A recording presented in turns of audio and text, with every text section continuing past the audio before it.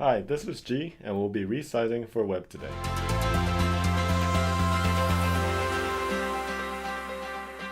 Alright, we're back. So today we're going to be resizing for web.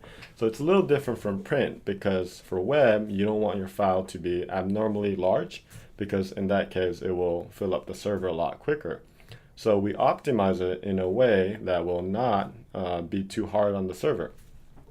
So, for some, there's a little resolution. So if you look at the screen and you first go to Photoshop, you could go to New, and if you look at the document type, you could look at the web preset, and here it'll tell you exactly the resolution of a common web. So the web most common is 1366 by 768. A MacBook Pro has a lot more resolution, so it's 2880 by 1800. So just this kind of gives you a kind of a perspective of how a web is. So when we go to the image, the way I like to bring up an image is I just drag it to the Photoshop. So going back to the resizing, right now I have my crop tool on. I'm going to go to the selection tool. And if you go to File, assuming this was edited and ready to go, you're going to go to Export. And for CS6, it might just say Save for Web, just so you know. So you go to Export and it says Save for Web Legacy. So when you go here, the main thing that you really need to look at is the preset and then the format.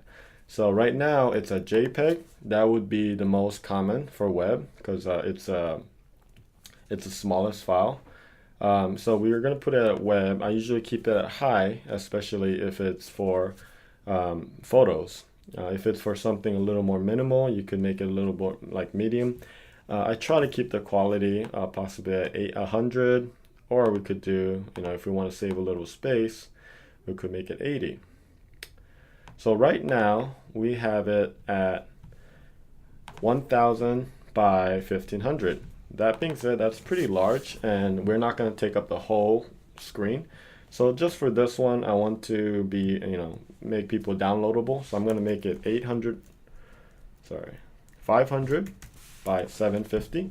Makes it a little smaller. And if you look down here, you can see that my file got a lot smaller. It's 132 kilobytes. After that's done and you size it, all you have to do is save. I'm going to save it on the same folder that I was in. Alright, make sure to name it accordingly. A lot of times I would put optimize towards the end.